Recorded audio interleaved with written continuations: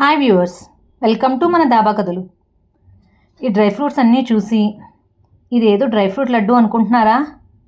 అలా అనుకున్నట్టయితే మీరు లడ్డూలో కాలేసినట్టే. ఎందుకంటే ఇది నార్మల్ డ్రై ఫ్రూట్ లడ్డు కాదండి. పిల్లలకి ఎంతో ఇష్టమయ్యే ఒక స్పెషల్ ఇంగ్రీడియంట్ ఇందులో యాడ్ చేస్తున్నాం.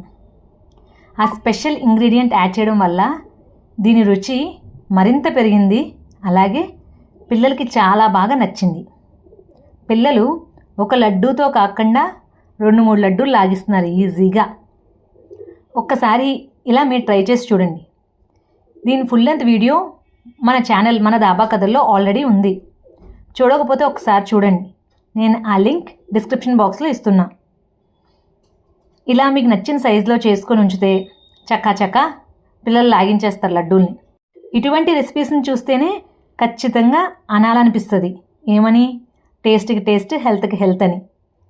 ఇది పిల్లలకి ఎంతో బలాన్ని ఇస్తుంది.